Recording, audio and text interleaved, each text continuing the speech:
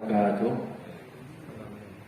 إن الحمد لله نحمده ونستعينه ونستغفره ونعوذ بالله من شرور أنفسنا ومن سيئات أعمالنا.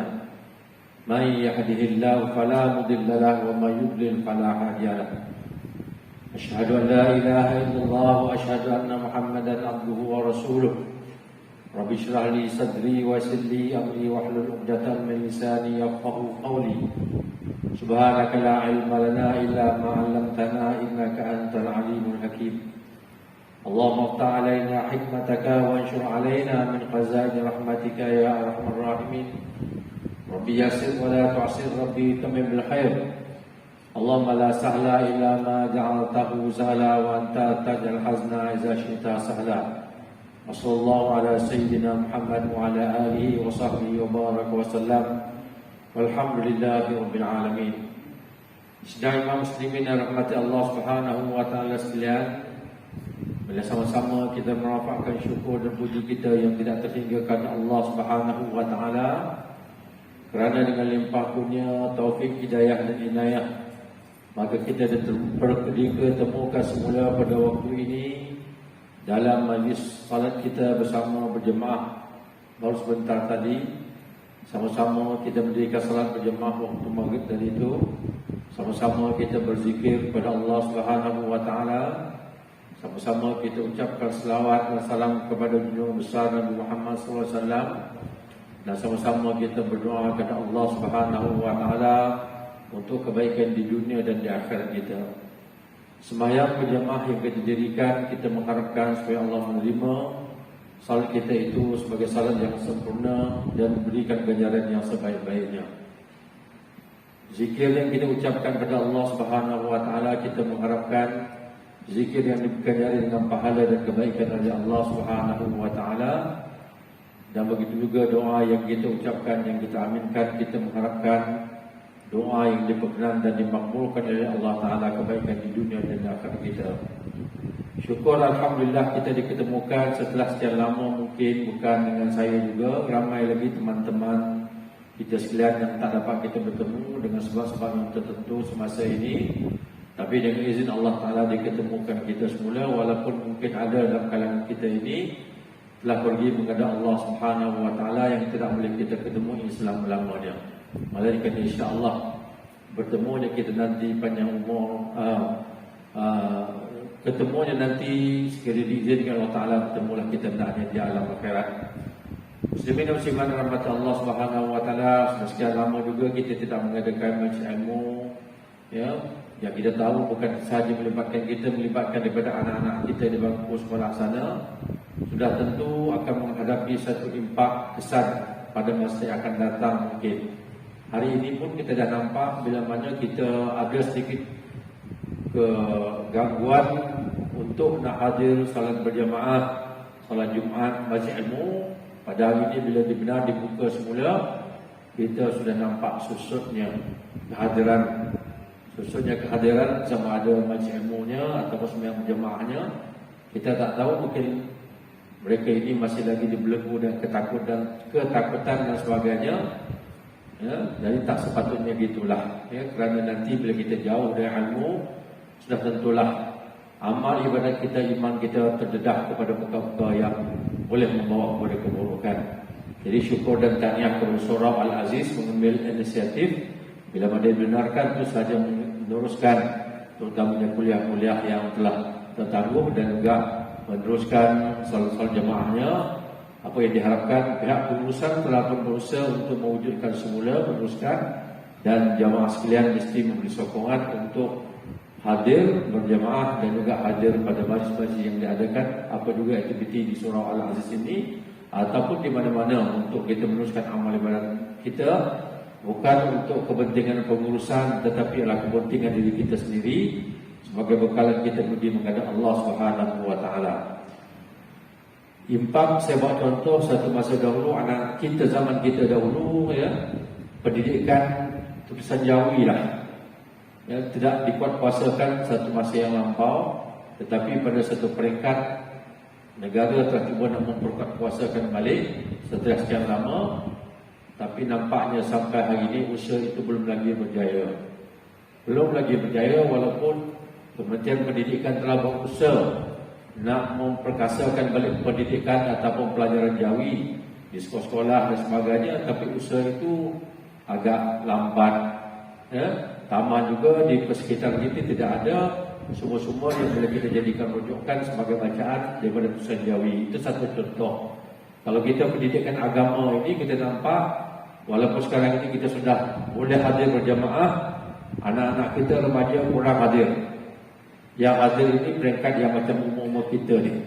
Anak remaja kita tahu sudah terbiasa selama setahun. Kadang-kadang boleh pergi, kadang-kadang boleh tidak.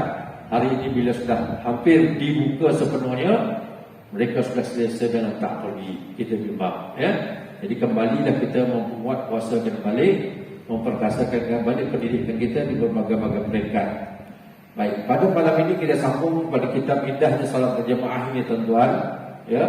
Melihat dari berkaitan dengan salat yang kita dirikan, kita tahu jangan kita sangka bahawa kita ni dah salat dah jamin masuk syurga. Betapa ramai nanti orang masuk neraka walaupun dia salat. Kalau kita merujuk kepada orang kafir, ditanya kepada orang kafir itu nanti orang yang berdosa, kenapa kamu masuk neraka? Mereka sekalian yang menjawab, kami masuk neraka kerana dulu di dunia kami tak semayang. Orang kafir, kalau ditanya orang kafir, orang kafir tak semayang, maka pada orang kafir itu satu hukuman. Kerana sebagai seorang hamba Allah dia kena semayang. Kenapa dia tak Islam? Tak semayang itu satu hukuman, tak puasa satu hukuman, tak naikkan haji satu hukuman, tak naikkan zakat satu hukuman. Maka pada mereka bertimpa-timpalah hukuman kerana mereka itu tidak Islam, termasuklah mereka tidak melakukan ibadah salat. Kepada orang yang semayang juga tidak kurang nanti masuk neraka. Senarai nama orang yang nak masuk syurga ini dah ada. Senarai nama orang yang nak masuk neraka pun dah ada, kerana Allah Ta'ala itu maha mengetahui. Sifat Allah Ta'ala, kalau sifat Allah Ta'ala ilmun, mengetahui segala-gala hal berkaitan dengan makhluk ini Allah Ta'ala telah tahu dan telah pun tertulis di Lauh Mahfuz sana. Allah maha mengetahui. Sifat ilmu Allah Ta'ala, sifat 20 kita belajar. Sifat 20 ilmun, maha mengetahui Allah Subhanahu Wa Ta'ala. Ataupun Allah itu berpengetahuan. Jadi dia tahu segala-galanya. Kalau nak dituliskan ilmu Allah Ta'ala ini, habis satu lautan, diganti lagi dengan 7 lautan yang lain, namun tidak habis nak menuliskan ilmu Allah Subhanahu Wa Ta'ala. Kalau hanya sekadar nak tahu hamba-Nya ini nak ke mana nanti, itu sangat mudahlah bagi Allah Ta'ala, kerana dia menciptakan kita, dia menjadikan kita, dia menghidupkan kita, dan dia menjaga dan memelihara kita. Jadi bagi orang yang sembahyang ini banyak Allah Ta'ala berpesan, fawailul lil musallin alladzina hum an salatihim sahun alladzina hum yura'un. Neraka bagi orang yang sembahyang, bila mana sembahyang itu mereka nak perlihatkan mereka sembahyang. Bila mana mereka itu sembahyang, mereka itu lalai dalam sembahyang, maka mereka itu akan diunyamkan dengan will kalau sekiranya mereka tidak bertaubat sebelum mati. Berterusan sampai ke mati, macam itulah salahnya. Yang kedua, bagaimana orang sembahyang ini, Allah Ta'ala mengatakan Quran, iaitu di antara tanda-tanda orang munafik itu ialah tandanya bila mana dia mendirikan sembahyang, dia merasa dirinya malas nak sembahyang. Tapi diingat juga mereka tidak ingat Allah pada waktu sembahyang itu melainkan sedikit. Itu tanda orang munafik. Bila tanda orang munafik ini, dia orang munafik, orang yang akan masuk neraka. Malahan dikatakan orang yang masuk neraka, orang munafik itu tempatnya paling bawah dalam neraka sana. Itu berkaitan dengan sembahyang juga. Orang sembahyang tetapi dia suka berbohong. Suka berbohong dalam kehidupannya. Nabi menyebutkan orang yang berbohong ni di antara tanda orang munafik. Di antara sifat-sifat munafik ialah apa dia? Iaitu orang-orang yang suka berbohong. Idza utumina khana, bila diberikan amanah dia khianat. Wa idza haddatsa kadzaba, bila dia berkata dia suka berkata bohong. Bila berjanji, wa idza ahada ghadara, bila berjanji dia itu mungkir. Bila mana dia berbantah-bantahan, dia suka nak menang. Itu orang yang munafik, confirm sepenuhnya dia munafik. Tapi orang yang berbohong, dia mempunyai sifat satu daripada sifat munafik yang juga akan masuk neraka kalau sekiranya tidak bertaubat sebelum dia mati. Jadi banyak hal-hal berkaitan dengan orang sembahyang. Kalau dikaitkan dengan kemaksiatan, termasuk juga dia sembahyang tapi dia peminum arak. Ini mungkin jaranglah. Peminum arak, dan arak ini ibu segala maksiat, pun juga masuk neraka kalau sekiranya dia tidak bertaubat.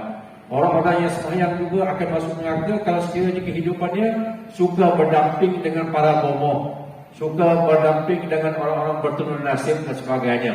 Kerana perbuatan itu adalah orang-orang yang melakukan jenis syirik. Asyirku billah la zulmun azim. Orang yang menyekutukan atau bersyirik dengan Allah Ta'ala merupakan satu dosa yang besar.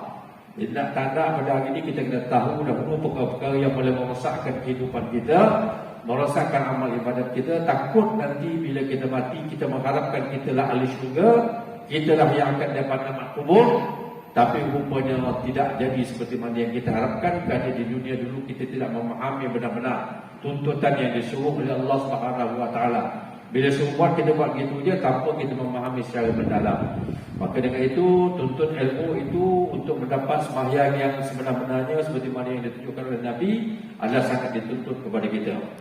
Baik, pada malam ini kita akan masuk kepada bab berkaitan dengan makmum. Berkaitan dengan makmum tidak mengikut imam melakukan perbuatan sunat dalam sembahyang. Kita sembahyang berjamaah, ya. Jadi ada imam, ada makmum. Tapi makmum ini, makmum tidak mengikut imam melakukan perbuatan sunat. Dalam sembahyang banyak perkara sunat, dan sunat itu dibagikan kepada dua. Rukun itu satu hal, yang 13 perkara itu. Takbir ihram, berdiri betul, berniat, baca Fatihah, rukuk, i'tidal, sujud, duduk dan sujud, sampai langkah pada salam, itu merupakan rukun. Tetapi di samping rukun itu yang kita sebut doa iftitah, meletakkan tangan di atas dada, kemudian itu membaca surah, bacaan dalam rukuk subhan rabbil azim, bacaan tidak rabbana lakal hamd, bacaan waktu sujud yaitu subhan rabbil ala, bacaan duduk dan dalam sujud rabbi firli warhamni wajburni warfa'ni warzuqni wahdini wa'afini wa'afani, itu sunat. Dan ada lagi yang sunat, satu lagi sunat ab'ad namanya. Sunat yang dituntut, yaitu sunat yang berkaitan dengan membaca tahiyat awal. Kita tak banyak membaca tahiyat awal dan juga kunut pada waktu subuh, pada setiap sembahyang subuh, rakaat yang kedua waktu i'tidal. Itu juga sunat ab'ad. Sunat tadi dibagi kepada dua, satu sunat ab'ad, satu sunat hay'ah. Sunat ab'ad itu kalau kita tak buat, dituntut kita buat sujud sahwi, ya. Kalau kita dah terlajak ke hadapan, tak buat, baca kunut, berdiri sami Allahu liman hamidah, kemudian kita turun sujud, dah cecah dan dahi dan juga kita punya hidung ke lantai, tak perlu bangun. Sama ada kita tinggal kunut tadi sengaja ataupun, saya buka lah ya, boleh. Sama ada kunut tadi itu kita tinggalkan secara sengaja ataupun tidak sengaja, maka tak boleh kita bangun lagi. Bila kita bangun, batal sembahyang kita. Hanya sekadar nak balik sembahyang kita sempurna, disuruh kita buat sujud sahwi. Faham ke tidak sujud sahwi? Nak kena tahu juga. Nanti main langgar je, buat sujud sahwi yang tak dituntut kita buat, maka sembahyang kita jadi batal. Asalnya tak batal kalau tak buat sujud sahwi, tapi oleh kerana antara faham dengan tidak, buat je lah. Nanti akhirnya kalau tak betul, sembahyang kita boleh jadi batal. Kena faham bagaimana tata cara buat sujud sahwi. Kerana ada pendapat mengatakan sujud sahwi itu dalam sembahyang ke luar sembahyang, itu juga kita kena faham. Baik, berkaitan dengan sunat ab'ad tadi, kalau bukan dalam sembahyang, sunat yang dituntut ni namanya sunat muakkad. Apa dia sunat muakkad? Sunat yang dituntut. Kalau berkaitan dengan sembahyang, sunat. Sembahyang sunat ada 22 rakaat sebelum dan selepas sembahyang fardu. Sebelum selepas sembahyang fardu ada 22 rakaat sembahyang sunat rawatib namanya. 10 rakaat itu hukumnya sunat muakkad yang dituntut. Sebelum zuhur 2 rakaat, lepas zuhur 2 rakaat, lepas maghrib 2 rakaat, lepas isyak 2 rakaat, sebelum subuh 2 rakaat, 10 rakaat yang dituntut. Yang 12 rakaat lagi tidaklah seberat yang dituntut itu. Kalau boleh buat sangat digalakkan, tapi kalau tak boleh buat pun tak apa. Tapi yang 10 rakaat tadi sangat perlu, kerana dia akan boleh mengembalikan sembahyang yang kita dirikan tadi itu. Kalau kurang sempurna, maka ditambah disempurnakan oleh sembahyang sunat yang kita buat. Sembahyang fardu yang kurang sempurna, ada cara-cara nak balik sempurna. Tapi jangan biarkan kalau Allah berlaku sembahyang fardu kita. Dan sembahyang fardu ini, sembahyang ini dia ada zahir dan batin. Kalau zahir itu orang tengok 10 orang, 20 orang tengok dia betul. Tapi yang dalam belum tentu lagi. Kalau kita tak menghadap Allah, nampak je badan kita menghadap kiblat tetapi hati kita menghadap ke lain, maka mungkin sembahyang kita tidak diterima. Ya, Allah Ta'ala aja yang tahu, kita juga yang tahu dengan sembahyang kita. Maka maknanya kalaulah berlaku kita dah usahakan nak bagi khusyuk tapi sekali-sekala teringat juga perkara yang lain, maka sembahyang kita yang pertamanya bila sembahyang sunat akan kembali menutup balik kekurangan itu. Nanti di padang mahsyar bila Nabi Allah Ta'ala tengok sembahyang kita itu ada kecacatan, Allah Ta'ala suruh malaikat pergi tengok sembahyang sunatnya ada ke tidak. Maka janganlah kita lalai sembahyang sunat, buatlah.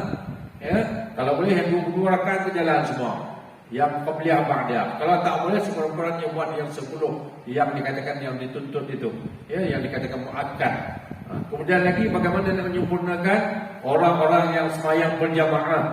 Kerana bila mana kita sembahyang berjamaah ini, ya, sembahyang berjamaah nampak kita macam kecil kan, tak kisah aja berlalu. Tapi sembahyang berjamaah dia boleh mendapat pahala yang maksimum bagi semua orang. Kalau sekiranya dalam jemaah itu ada orang yang sembahyangnya, tentulah ada yang mungkin dia punya darjat itu tinggi, maka kita yang kurang ni menumpang darjat orang yang sembahyang tinggi kedudukannya itu. Boleh ditumpangi. Jadi maknanya kalau kita sembahyang sendiri tak dapat, sekadar yang kita dapat gitu je lah, 1/10 ke 2/10 ke 3/10. Tapi kalau ada dalam kalangan yang jemaah tadi itu kita selalu berjemaah ada 10/10, maka kita juga dapat 10/10. Tapi jangan sentiasa mengharapkan orang itu. Berusaha lah kita kan. Kita banyak tak apalah, orang tu mungkin dia hebat 10, orang pun dapat tumpang lah. Tak boleh gitu. Kita kalau berlaku katakan kekurangan, itu pahlawan tu. Ya? Jadi itu dia di antaranya. Dan juga kalau kekurangan beberapa perkara dalam sembahyang, ya, terutama bila kita tak baca doa qunut, bila mana kita tak baca tahiyat awal tadi pula, tak perlu kita patah balik nak buat, tak perlu kita ulang semula sembahyang kita, hanya perlu kita buat 2 kali sujud di penghujung sembahyang sebelum kita salam. Boleh ikuti ya? Kalau saya agak laju ke tak sesuai dengan rasa tuan itu kita tahu ya. Boleh kita cari mana yang paling sesuai. Kadang-kadang kita tak tahu kan. Dia faham dia berkenaan saya nak bezakan tadi muakkad dengan juga ab'ad. Dalam sembahyang ab'ad yang dituntut tadi iaitu dalam sembahyang sunat ab'adnya selain daripada rukun, dia rukun dahulu, sunat ab'ad, sunat hay'ah. Rukun kalau kita tinggal tiba-tiba kita dalam sujud rakaat yang pertama teringat Fatihah tak baca rakaat yang pertama, serta-merta bangun buat balik baca Fatihah. Tetapi kalau kita dah sampai rakaat yang kedua teringat rakaat yang pertama Fatihah tak baca tadi, dah berdiri dah rakaat yang kedua, tak payah pergi dah rakaat yang pertama, dengan sendirinya rakaat yang kedua tu jadi rakaat yang pertama. Kalau kita ingat pula rakaat yang pertama Fatihah tak baca pada rakaat yang keempat, maka bangun lagi 1 rakaat macam 5 rakaat, tapi sebenarnya rakaat yang tidak dibaca Fatihah itu 1 rakaat itu tidak diambil kira. Tambah lagi 1 rakaat, itu gitunya rukun. Lepas tu baru kita buat jabar dengan sujud sahwi. Itu cara dia. Ya. Dia tak macam sunat abad tadi. Sunat abad itu tak payah kita patah. Kalau kita patah balik tak kena keadaan ni supaya kita jadi patah. Itu yang kita sebut pada malam ni sunat abad tadi tu. Dia kata makmum tidak mengikut imam, mengikut perbuatan sunat. Apakah yang perlu dilakukan pula sekiranya imam melakukan perkara sunat tetapi makmum pula meninggalkannya sama ada dengan sengaja ataupun terlupa? Makmum tak nak ikut imam. Ya, innama ju'ilal imam liyutamma bihi. Kena pegang bahawa imam itu dijadikan untuk diikuti, maka kita ikuti. Jangan mendahului imam. Ya, boleh jadi makruh, boleh jadi haram, boleh jadi batal. Jangan dahului. Bila imam turun rukuk, pastikan dia rukuk Allahu akbar, baru kita Allahu akbar. Sami Allahu liman hamidah, Allahu liman hamidah. Allahu akbar, Allahu akbar. Bagi dia sampai dulu kepada yang dia nak buat. Sekalipun dia nak buat dia sujud, bagi dia sujud dulu. Tapi jangan tunggu lama-lama. Sebab tunggu lama-lama nanti dia bangun pula daripada sujud. Begitu juga lah dia nak bangun rakaat yang kedua, rakaat ketiga, Allahu akbar, letakkan dahulu dahi ke lantai. Janganlah kita diamnya, sambung lagi ucap bacaan subhana rabbil a'la wa bihamdi subhana rabbil a'la wa bihamdi Allahu akbar, barulah kita bangun untuk bersama imam pada rakaat berikutnya. Imam baca Fatihah pun kita dengar imam baca Fatihah, tapi kalau imam itu rakaat yang ketiga, yang keempat, Fatihahnya dibaca perlahan, maka kita terus membaca Fatihah bersama dengan imam. Boleh Itu caranya. Jadi tak boleh mendahului imam, ya. Jadi kita ikut imam, tetapi jangan ikut imam yang salah. Kalau imam yang salah kita ikut juga, maka sembahyang kita jadi batal. Macam mana contoh salah? Imam duduk rakaat yang pertama, dia terlupa, dia ingat dah 2 rakaat, dia tunggu duduk baca tahiyat awal. Kita pun duduk juga sama dengan imam. Lagi batal sembahyang kita kerana imam dah salah. Apa yang kita buat? Jangan bagi subhanallah kita duduk sama dengan imam. Nanti imam bingung lain kan bingung ni keliru kan. Maknanya imam nanti kalau dia tak berapa pasti kan dia akan toleh. Dengan tidak menolehkan ke dadanya, duduk salah apa pun. Jadi makmum tentu berdiri dahulu baru ucapkan subhanallah. Tapi bagi makmum yang ucapkan subhanallah, kena ingat jangan niatkan sebagai nak bagi tahu makmum imam batal sembahyangnya. Subhanallah, kita mengatakan Allah Ta'ala itu tidak ada apa kekurangan. Maha suci Allah Ta'ala itu daripada sebarang kekurangan. Maka mengambil ucapan itulah dipergunakan untuk diucapkan oleh orang yang sembahyang, nak mengingatkan orang yang imam yang lupa dalam sembahyang. Ucapkan subhanallah. Jangan hati kita ingatkan dia, tetapi kalau kita niatkan nak bagi tahu dia, ingatkan Allah dan nak ingat bagi tahu imam, itu tak apa. Tapi kalau tidak ada ingat, kita tasbih itu kepada Allah semata-mata nak ingatkan imam, batal. Jadi berdiri dulu baru ingatkan imam itu tentang apa yang perlu dia buat, sebab dia duduk pada rakaat yang pertama, duduk tahiyat awal. Salah, maka tak boleh kita ikut. Begitu juga contoh-contoh yang lain. Untuk menjawab soalan itu, bahagian permasalahan seperti berikut. Tasyahud awal. Terus kita masuk kepada sunnah ab'ad yang pertama, tasyahud awal. Dan juga perkara yang mengiringi tasyahud awal. Apa saya kata tasyahud awal mengiringi? Yang mengiringi tasyahud awal, dia duduk dalam tasyahud awal, membaca tasyahud awal, kemudian selawat dalam tasyahud awal. Ada lagi pecahannya. Semua sunnah ab'ad tu. Duduk tu sunnah ab'ad, membaca tu sunnah ab'ad, selawat dia pun sunnah ab'ad. Walaupun dia 3 dalam 1. Begitu juga yang lain nanti. Itu sebabnya bila dipecah-pecahkan sunnah ab'ad itu, dia akan jadi 20 semuanya bila cerai-ceraikan. Tapi susah kita nak ingat. Kita sebut 1 tahiyat awal. Maka tahiyat awal itu ada 3. Duduk membaca tahiyat awal, membaca tahiyat awal, selawat dan tahiyat awal. Ada 3. Kalau kunut nanti, kita akan masuk kepada kunut dah, ya. Baik. Dia kata berkaitan dengan tasyahud awal. Tasyahud boleh tahiyat, boleh sebut.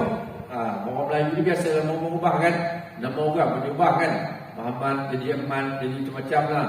Jadi tasyahud, tahiyat, at-tahiyah pun ada juga, ya. Jadi kalimah-kalimah tu kita kena fahamlah. Kalau kita subhanallah maknanya tasbih, alhamdulillah maknanya tahmid. Kalau apa lagi? La ilaha illallah maknanya tahlil kan? Kalau orang kata mari kita sembahyang sunat tasbih, bukan sunat tasbih ya. Kalau sunat tasbih ya Allahu akbar, lepas kita waladhdallin amin, lam yalid walam yakul lahu kufuwan ahad, kita baca subhanallah subhanallah subhanallah subhanallah. Namanya sembahyang tasbih, tetapi kita ada 4 yang kita baca. Betul tak? Subhanallah. Lagi baca ada walhamdulillah, lagi wala ilaha illallah wallahu akbar. Nak sambung lagi wala haula wala quwwata illa billahil azim. 4-5 kita sebut. Jadi maknanya siapa-siapa yang sembahyang tasbih, dia mengucapkan subhanallah 300 kali, alhamdulillah 300 kali, Allahu akbar la ilaha illallah 300 kali, Allahu akbar 300 kali, la haula wala quwwata illa billahil azim. Dalam sembahyang 1 jam kita buat 4 rakaat itu, kita telah mengucapkan berbagai ucapan agung membesar Quran, 1000 lebih ucapan. Kalau subhanallah walhamdulillah wala ilaha illallah wallahu akbar 4 kan, kali dengan 3 100 1200. Itu bayangkan. Jadi jangan kita keliru sembahyang tasbih, tapi ucapan yang kita ucapkan jauh lebih besar, iaitu tasbih, tahmid, tahlil dan juga takbir. Ada buat tak sembahyang tasbih? Yang tak buat, ya? Tak lama. Tuan-tuan kalau minta tolong sama-sama kita buat di sini pun boleh. Setengah jam je, kan lama sangat. Lepas maghrib boleh buat, lepas isyak boleh buat, lepas terbit matahari waktu duha boleh buat sekejap, tak lama. Kerana Nabi pesan kepada kita, kalau tak boleh buat hari-hari, buat Jumaat ke Jumaat, belum Jumaat lagi tunggu lagi Jumaat, bukan gitu. Nabi kata Jumaat ke Jumaat itu maksudnya buat setiap minggu minggu sebulan sekali, tak kira Ahad ke Rabu ke Khamis ke Jumaat. Kalau tak dapat buat sebulan sekali, kalau tak dapat buat setahun sekali, kalau tak dapat buat seumur hidup sekali. Ya Allah, 60 tahun tak boleh buat sekali. Yang bukan ni, nak beritahu lah, jangan lupa dan kita cuaikan. Selagi mana ada sembahyang sunat yang dianjurkan, kerana sembahyang sunat itu Nabi katakan laba. Kalau nak berniaga semua nak laba. Laba tu maknanya untung. Besok bertimbun-timbunlah pahala kita di atas neraca pada mahsyar besok, di atas neraca kebaikan. Masya Allah. Walaupun ada keburukan, kita harapkan kebaikan itu boleh melebihi daripada keburukan. Tapi kalau keburukan nanti lebih, maknanya ahli neraka lah orang itu.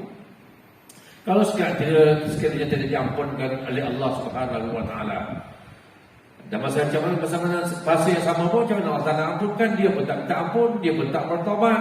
Baru ni Saleh Sa'an pada Jumaat Tazkirah. Tajuknya di antaranya ialah taubat. Sangat penting taubat itu. Ya, kerana kita ini hari-hari pagi petang siang malam mungkin tak terlepas daripada dosa, maka taubat itu sangat penting. Kerana besok Allah Taala tengok selagi tak perbuatan kita yang maksiat kemungkaran ini dengan taubat. Kalau tak ada, kau sendiri pun tak minta, macam mana aku nak ampunkan? Walaupun Allah Taala itu Maha Pengampun, Maha Pengasih, Maha Penyayang. Ya, baik. Balik kepada tasyahud. Ya. Tasyahud awal. Pengarang kitab Majmu' mengatakan imam di sembahyang berjamaah, imam duduk tasyahud awal, tetapi makmum terus berdiri tegak secara tidak sengaja.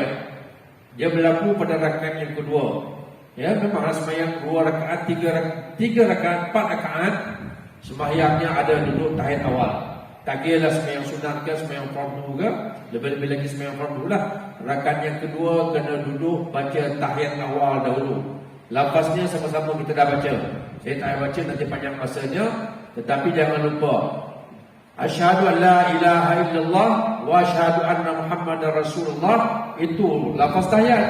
Kemudian disambung dengan Allahumma salli ala Muhammad. Cukup, bangun. Tiba-tiba kita tak bangun. Imam duduk tasyahud awal, tapi makmum duduk, imam depan, kita makmum lah. Tak kira sama kita orang ramai ke seorang ke tak duduk. Satu. Nanti masalah ni. Masalah yang kedua, atau pula berlaku kedua-dua bangun. Tadi makmumnya, tapi kesnya dua-dua bangun berdiri dalam keadaan lupa. Boleh berlaku. Memang kerap berlaku. Kadang-kadang makmum ni bergantung sepenuhnya pada imam. Bila dia tengok imam bangun, dia pun bangun lah. Dia pun sama-sama terlupa. Nak tegur takut dia salah. Tapi biarkanlah ikut imam. Walaupun dia sembahyang keadaan yang was-was, imam ni betul ke tak betul ke, dua rakaat dia dah sudah ke belum. Itu sembahyang ni kena dua-dua. Imam, makmum pun kena perhatian, terutama makmum yang duduk di belakang imam.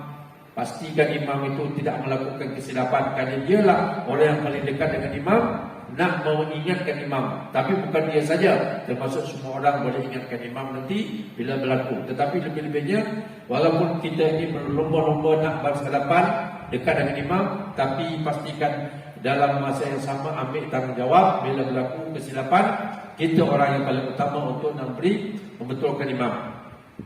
Tapi yang berlaku ini dua-dua pun bangun. Dia dua-dua pun bangun. Tapi bila dah bangun, apa terjadi? Selepas rakaat kedua tanpa melakukan tasyahud awal, namun makmum terus berdiri sedangkan imam kembali duduk. Makmum bila tu berdiri, imam kembali duduk. Ya. Sebelum sampai kepada had berdiri tegak. Mana had berdiri tegak? Maknanya bila dah berdiri itu, kalau dia baca surah Al-Fatihah, surah Al-Fatihah sah. Tapi kalau masih macam ni, kita nak bangun, dah baca Fatihah, Fatihah kita tidak sah lah. Dah lebih dah daripada rukuk kan, tapi nak sampai belum lagi tegak. Syarat baca Fatihah mesti dah berdiri tegak. Mana belum sampai ke situ, makmum dan imam tadi tu sedar, dia tak baca, dia turun balik. Tapi makmum, dia kata namun makmum terus berdiri dan imam kembali duduk sebelum sampai pada had berdiri tegak. Dah mula. Tadi imam bangun sama dengan makmum, tapi imam sedar, dia turun balik. Tapi makmum tak ikut imam, dia terus berdiri. Sebelum dia sampai kepada had berdiri tegak, maka para ulama mazhab bersisih pendapat mengenai kedua masalah di atas. Namun begitu pendapat yang paling sahih ialah makmum wajib. Kalau wajib mestilah, walaupun berdiri betul. Ini bersalahan kalau kita baca tahiyat awal tak baca, sembahyang sendiri dah berdiri betul, tidak boleh sama sekali kita turun semula kan. Tetapi bila kita jadi makmum, imam berada dalam keadaan dia duduk baca ayat awal, maka makmum tadi apa hukumnya? Wajib dia tunggu semula kerana dia berdiri tadi tidak sengaja kan? Dia berdiri baru sedar. Dia kata, maka para ulama bersependapat, namun begitu pendapat yang paling sahih ialah makmum wajib kembali ikut imam yang sedang duduk. Dalilnya ialah anna Rasulullah SAW qala inna ma ju'ila al-imam liyutamma bihi. Imam itu dijadikan untuk diikuti. Kemudian dia kata semuanya imam itu sekiranya makmum bangun dengan tidak sengaja. Caranya bangun tidak sengaja lah. Tapi imam sedang awal turun sebelum dia berdiri. Tapi kalau imam dah terberdiri, maknanya imam tak boleh turun. Sama macam sembahyang sendiri seorang tadi tu. Imam berdiri terus baca Fatihah. Tapi oleh kerana dia tak sampai lagi, maka dia duduk, maka dengan sendirinya, kerana kita bertaraf makmum, kita kena ikut imam. Makmum tidak wajib kembali ikut imam yang sedang duduk. Sekiranya makmum bangun dengan tidak sengaja, makmum tersebut wajib kembali ikut imam dengan yang sedang duduk. Boleh faham ya? Boleh ya? Kalau tak boleh, silakan buat pertanyaan kamu. Secara tidak langsung, ya, bila berlaku gini, apa yang dapat? Dia telah mendapat tasyahud awal, bangun, turunlah kita. Kalau tak turun, sembahyang tidak sah, kena wajib turun. Dan juga memang tak salah. Tapi bila turun dengan sendiri, kita dapat pahala baca ayat bersama imam dan masih mempunyai peluang menunaikan rukun qiyam. Apa masalahnya? Nanti lepas baca tahiyat, imam bangun, kita bangun lagi. Sebab kalau kita masih nak ikut imam sampai ke penghujung, tak boleh kita berdahulu imam. Kita berdiri tunggu imam. Buat apanya? Baiklah kita turun. Ya? Nanti bila salam nanti mesti imam juga yang dahulu, tak boleh kita dahulu. Jadi baik turun. Sedangkan ada tuntutan, walaupun kita terus berdiri tadi itu, maka kita kena turun baik. Tetapi sekiranya makmum tidak kembali duduk tasyahud awal, dia berdiri dan malah dia tahu hukumnya sunatnya kan, tetapi dia tak turun bersama imam dengan tu berdiri, maka dia telah meninggalkan ikutan dan tidak mendapat pahala tasyahud yang pertama. Dia tak dapat pahala, bahkan perbuatan itu membatalkan salatnya. Ya?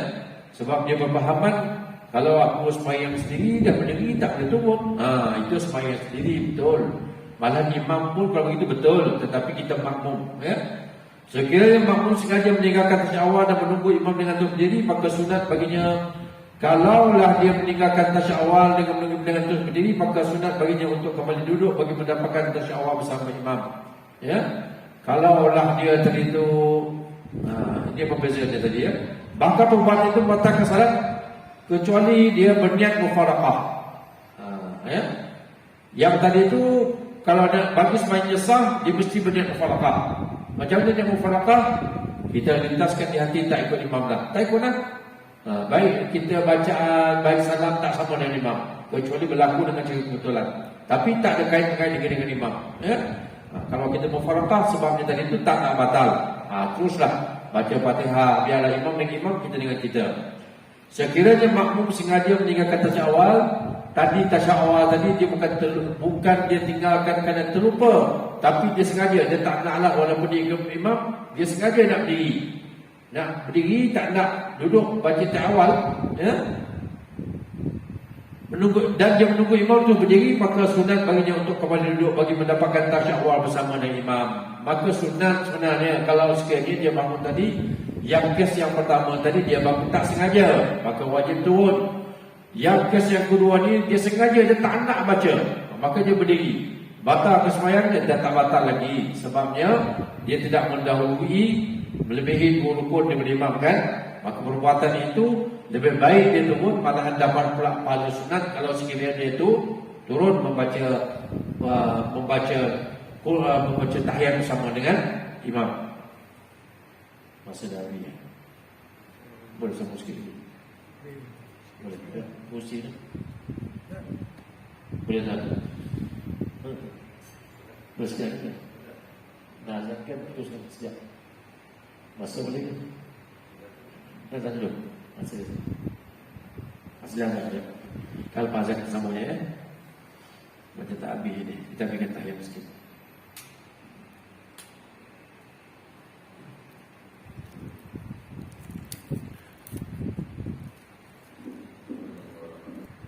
Mohon izin sama sejaknya. Baik, berkaitan dengan tahiyat awal juga, balik hukumnya sunat ab'ad dituntut. Ya. Tapi kalau ditinggalkan tidak batal sembahyang. Cuma disuruh kita buat sujud sahwi. Tinggal itu sama ada dengan sengaja ataupun tidak sengaja. Sengaja dia tak nak buat tahiyat awal, dia terus bangun rakaat yang kedua pergi rakaat yang ketiga, sembahyangnya sah tapi ada kekurangannya. Maka kekurangan itulah disuruh kita buat sujud sahwi. Ya, dalam satu kes tadi tu kes makmum tadi kan. Kita sebut dah bagaimana makmum itu wajib turun ikut imam. Kerana dia bangun tadi tak ikut imam sebab dia bangun kerana terlupa. Bila kerana terlupa dia kena ikut balik imam yang balik duduk tadi untuk baca tahiyat awal. Baik. Soalan, sama-sama kita fahamkan soalan. Apakah yang perlu dilakukan oleh imam atau seseorang jika dia meninggalkan tasyahud awal, sama ada secara sengaja ataupun tidak? Ya, senang soalan tu. Jadi dia jawapan macam mana? Jika imam meninggalkan tasyahud awal, sedangkan makmum tidak mengikutinya bahkan tetap duduk tasyahud dalam keadaan sengaja dan mengetahui haramnya, maka solat makmum itu batal. Contoh tadi tu saya bawa, bila imam itu dah bangun, kalau belum sampai bangun dengan sempurna, dia boleh turun imam. Kalau dia belum lagi sempurna bangunnya, maka dia boleh Kalau sekiranya imam itu dah bangun dengan diri tegak, dah sampai tahap dia boleh baca Fatihah dah, maka dia tidak boleh turun lagi dah. Kalau dia tak sampai lagi pada tahap berdiri betul tegak, baru bangun atau lebih sikit berrukuk, dia turun balik. Boleh turun tetapi ada syaratnya nanti. Sama ada tuntutan sujud sahwi atau tidak kita tengok kemudian. Tapi soalnya sekarang dia boleh turun. Bila mana dia turun apa jadi? Dia kata jika imam meninggalkan tasyahud awal. Ini ke sini imam tinggalkan pula, dia tak baca, dia bangun.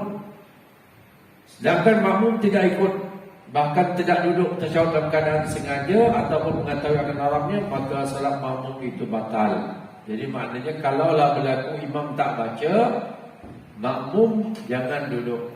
Lagi satu, kalau imam itu telah berdiri, tahiyat akhir awal tak dibaca, kita angkat kepala tengok imam dah berdiri, jangan baca berdiri subhanallah lagi. Kalau kita ucap subhanallah, imam itu turun, imam itu batal, kita pun yang ikut imam pun batal semua. Ya, jadi apa perlu buat? Iaitu bila imam dah berdiri, maka berdirilah kita bersama dengan imam, teruskan sembahyang. Kita mengharapkan nanti di penghujung imam itu akan sempurnakan balik tasyahud awal yang tadi dibaca itu dengan buat sujud sahwi. Ya, gitu. Kalau kita tak apalah, bacalah sekejap. Dia tak macam kunut tuan-tuan. Walaupun kunut itu hukumnya sama, iaitu sunnah ab'ad. Waktu imam turun, makmum boleh baca kunut. Sampai bahan pas mana boleh habis, tapi dengan syarat dia turun dapatkan, waktu turun dia mesti dapatkan imam waktu sujud. Selewat-lewatnya imam duduk di antara dua sujud. Lebih pada itu batal sembahyangnya. Jadi waktu imam itu nak turun sujud, dia boleh baca. Nanti kita masuk bab berkaitan dengan kunut lepas ini pada kuliah yang akan datang. Baik, namun sekiranya makmum berdiri mengikut imam yang meninggalkan tasyahud awal, baik, dia tak duduklah, dia bangun. Ya, terutama tadi saya kata jangan ucap subhanallah terus ikut imam, iaitu baca Fatihah rakaat yang ketiga.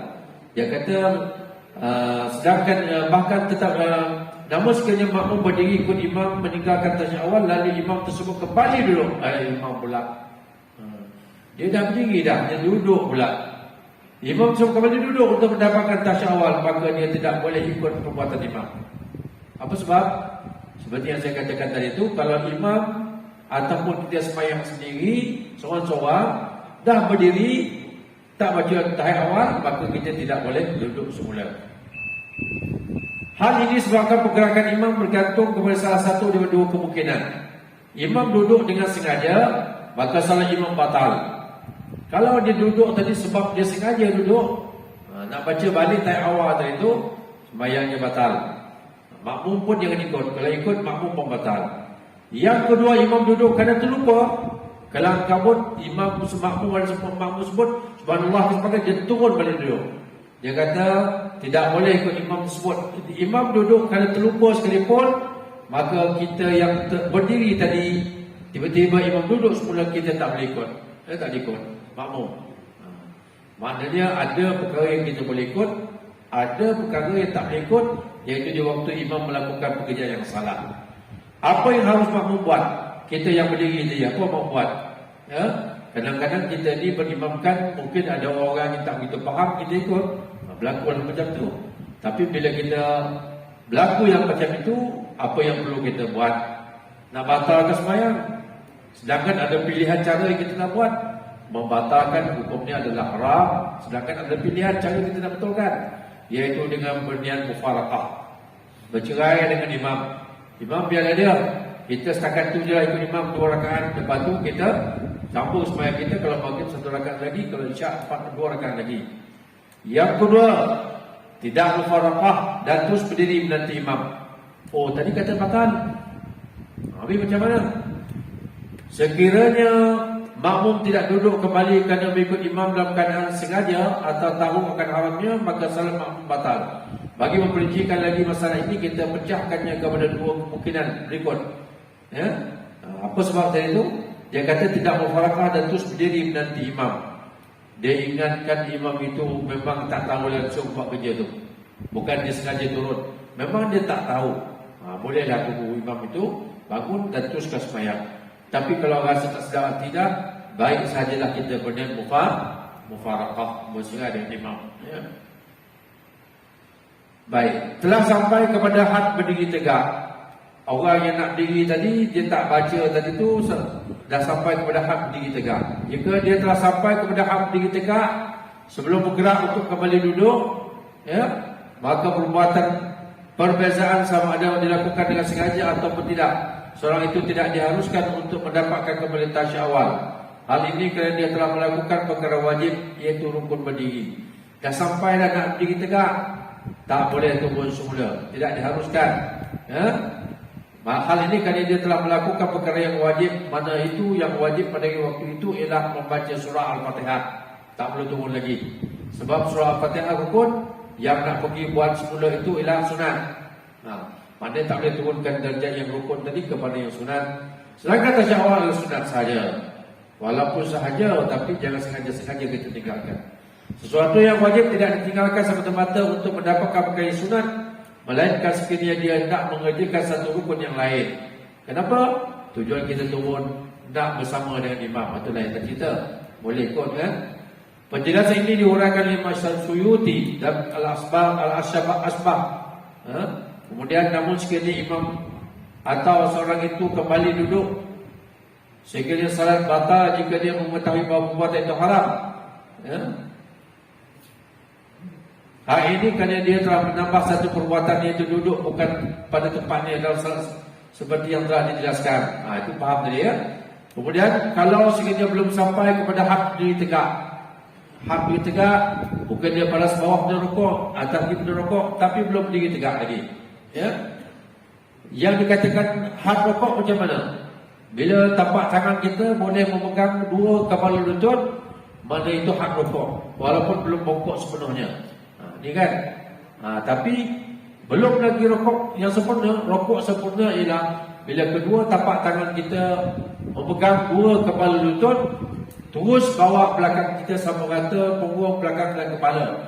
Baru satu rukuk yang sempurna. Ya? Baik, kalau dia berdiri belum sampai kepada had berdiri tegak. Sekiranya dia belum sampai kepada had berdiri tegak sebelum bergerak untuk kembali duduk, iaitu keadaannya hampir kepada duduk atau berada di antara berdiri dengan duduk, maka ada 2 kemungkinan. Dia tak berdiri, tak sampai berdiri lagi. Kemudian dia nak turun baca tahap awal, boleh ke tidak? Dia kata ada 2 keadaan. Jika dia bangun kerana terlupa, dia disunatkan untuk kembali duduk bagi mendapatkan tasyahud awal. Rupanya kalau dia terberdiri tadi, dah sampai teringat dah sunat dia duduk.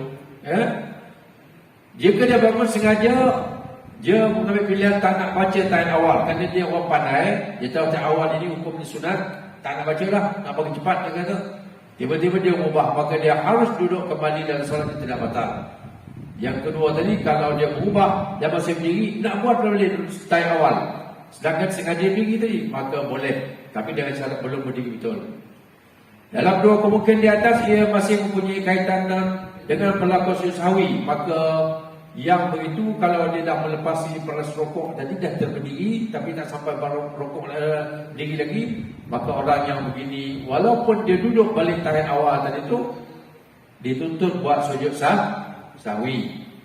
Walaupun tahan awal dia baca, tapi dia tak terberdiri. Dan dua kemungkinan di atas tadi tu, ia masih mempunyai kaitan dengan berlaku sujud sahwi di akhir salat bagi imam atau orang yang mengerjakan salat sendirian. Dia kalau imam buat, makmum kena buat sujud sahwi. Semua kena ikut. Kalau tak ikut, siapa tak ikut batal. Lagi satu cara, kalau tak nak ikut, cepat-cepat niat mufaraqah. Tapi rugi tak dapat pahala berjamaah. Apa salahnya? Sujud sahwi bukannya susah. Sujud 2 kali.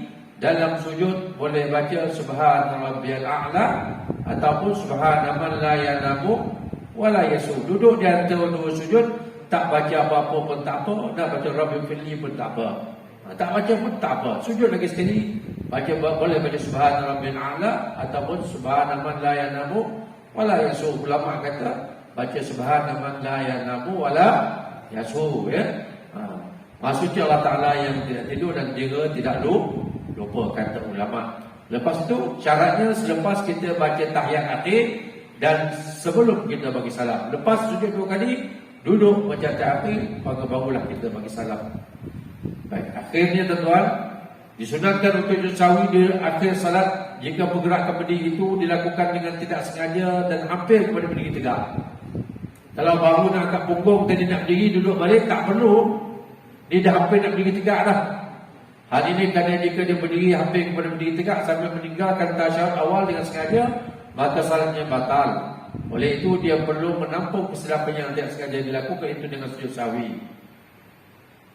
Dan dia tidak disunatkan untuk sujud sahwi jika pergerakan berdiri itu hampir kepada duduk. Itu macam saya dah begitu kan. Maknanya kau baru nak angkat punggung tapi tak sampai baru rukuk lagi, duduk balik. Tak perlu buat sujud sahwi. Kalau buat juga batal sembahyang. Kerana tidak ada tuntutan jangan buat. Ada tuntutan boleh buat. Kalau tak ada tuntutan, kita buat juga batal sembahyang. Ya. Yang tadi itu ada tuntutan, tiba kita tak buat, maka tak sampai lagi tahap batal, tapi cuma tahap sembahyang walaupun kita tidak sempurna. Dia tidak sunat sujud sahwi jika pergerakan berdiri itu hampir kepada duduk atau berada di antara dua duduk dan berdiri tegak. Hal ini kerana sama ada dia berdiri hampir kepada duduk dan berada di antara duduk berdiri tegak sambil meninggalkan tasyahud awal dengan sengaja atau tidak, salatnya tidak batal. Itu sedikit baru uraian berkaitan dengan tahiyat awal. Ada lagi, ya. Itulah masanya agak singkat. Tapi walaupun tuan-tuan dah tahu dah, cuma ulangan balik yang kita dah tahu. Ya. Saya malam ni bercadang nak ambilkan dua tadi kunut. Pada kunut ini satu masalah juga. Dalam masyarakat kita ni dah ada yang mewar-warkan kunut itu bid'ah lah, selawat pada keluarga, selawat itu sayyidina bid'ah lah, menserabutkan pemikiran orang-orang yang dah berpegang dan berpahaman begitu. Nanti kita akan masuk bahawa berkaitan dengan kunut ni, lafaz kunut itu macam mana. Ya, ada orang bertanya, boleh tak kalau kita sebut kunut yang pendek? Boleh tak kita sebut kunut yang panjang? Bawa contoh kunut dengan kunut. Itu lawak dah lama dah tu. Dia kata tak payah lagi keluarkan lagi. Cuba baca kunut yang betul. Tak boleh nak baca. Kan? Sebab tak boleh baca lagi baca kunut yang itu. Kunut, mana dia lafaz yang Nabi baca? Kalau kita tak ikut lafaz yang Nabi baca itu, boleh ke tidak? Bagaimana lafaz yang Nabi baca? Boleh tak juga kita sambung dengan lafaz-lafaz yang lain? Boleh tak kita tak baca kunut?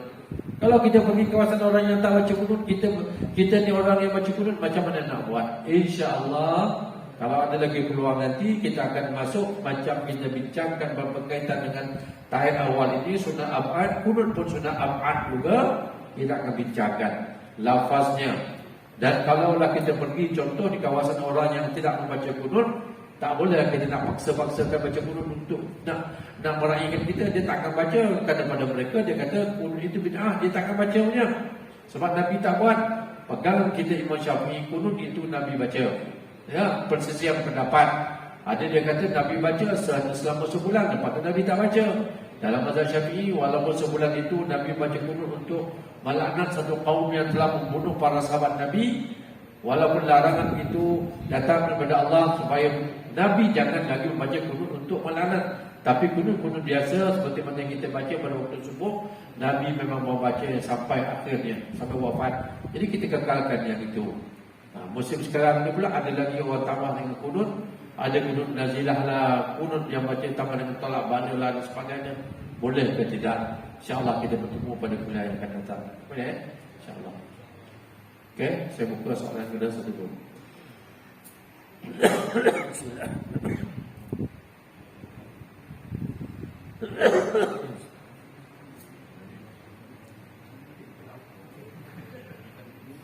Saya tahu tuan-tuan anggap masa tak ada kan. Macam sekarang memang tak ada kita banyak. Sebaiknya kita pulang. Tapi sekarang itu pada malam ini yang baik kita tanya kepada Allah. Saya silap itu kelemahan saya, tuan-tuan, perempuan. Saya maaf perbuatan saya.